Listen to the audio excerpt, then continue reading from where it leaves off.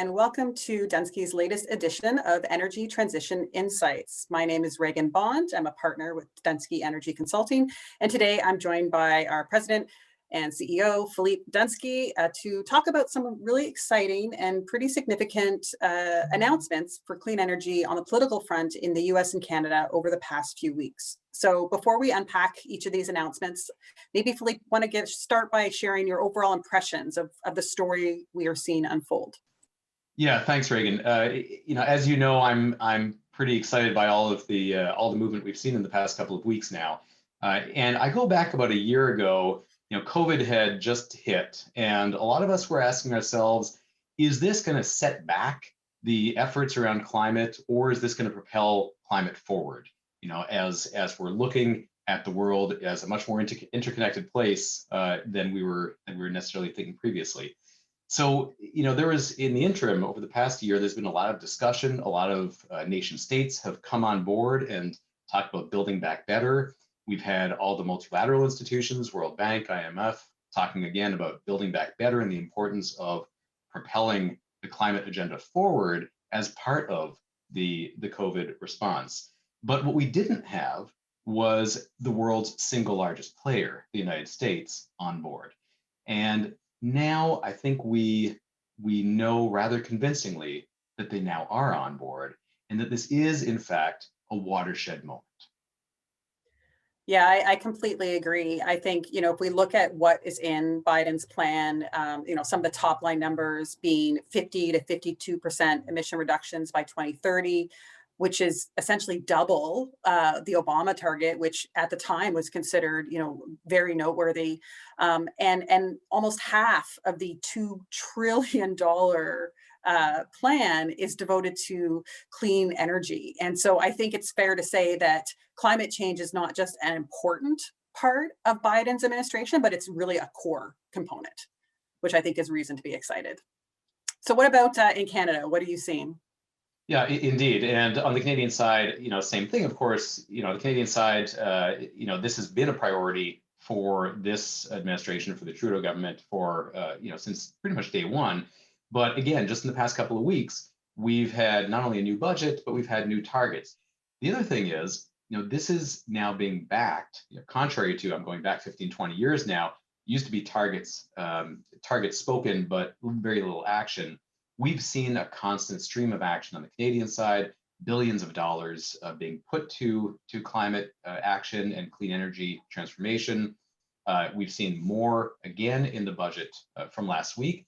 And one other thing happened that, to me, really represents the watershed moment in at least the Canadian approach to climate issues.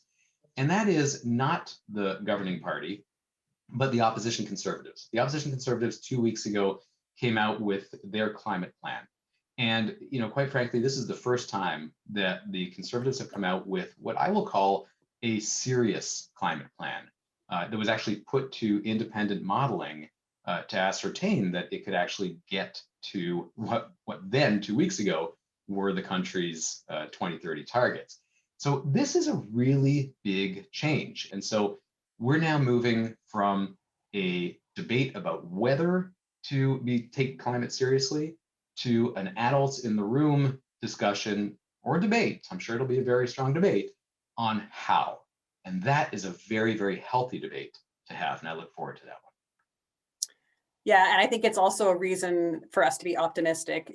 Us as a firm, as you know, we are an impact-driven, mission-driven firm. And I think, I personally am really excited to see real action being taken place.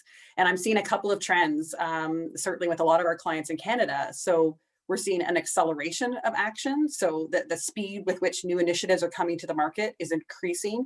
And then we're seeing an amplification of investments. So we used to design programs for clients, whether utilities or governments, in the maybe tens of millions of dollars. And now we're being asked to design programs in the hundreds or even billions of dollars.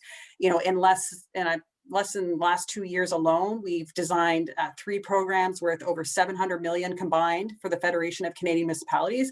And very recently, we were asked to design a $2 billion fund for the Canada Infrastructure Bank to retrofit commercial buildings. I mean, the scale is amazing, and it seems to be only accelerating. So I think there's certainly reason to be optimistic there.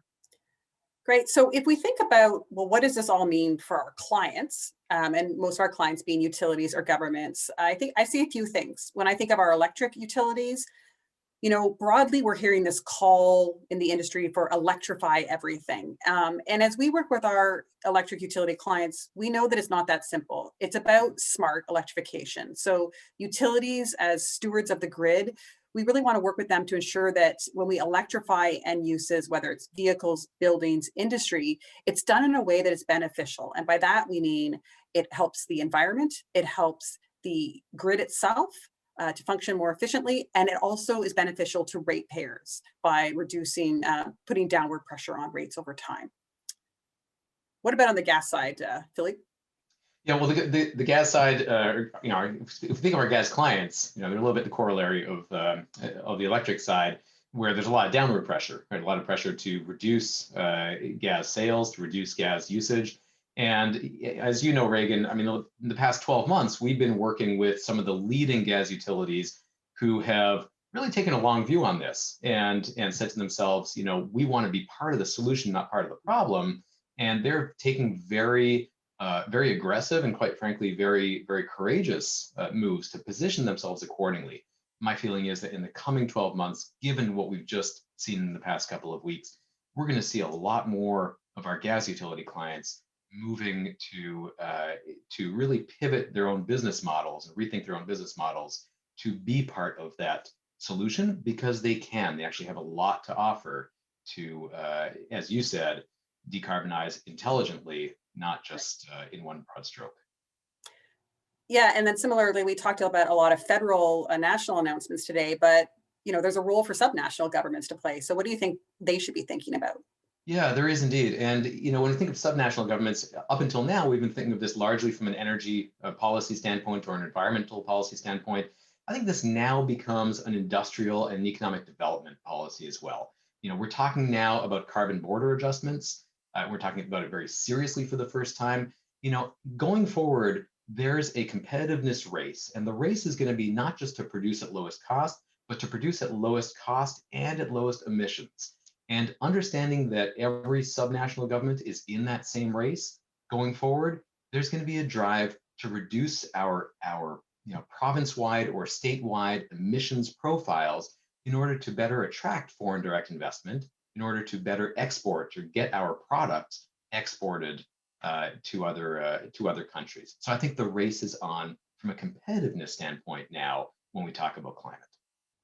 And I think the other element in winning that race, is not only producing things that are cheap and clean, but having is the human element. So having a trained, sufficient workforce to support a clean energy economy, and that is something we're also seeing that is on top of mind for governments at all levels.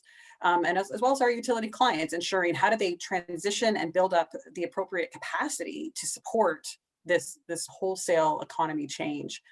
And I think the other human element we're seeing increasingly, which I'm personally excited about, is the integration of clean energy with other socioeconomic issues, most specifically equity and social justice.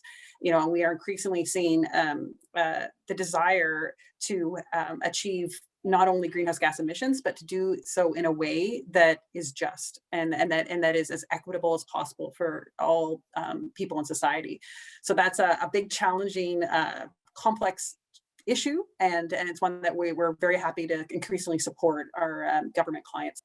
So I think, as you said off the top, this has been kind of a watershed few weeks, both in Canada and the US when it comes to clean energy policy.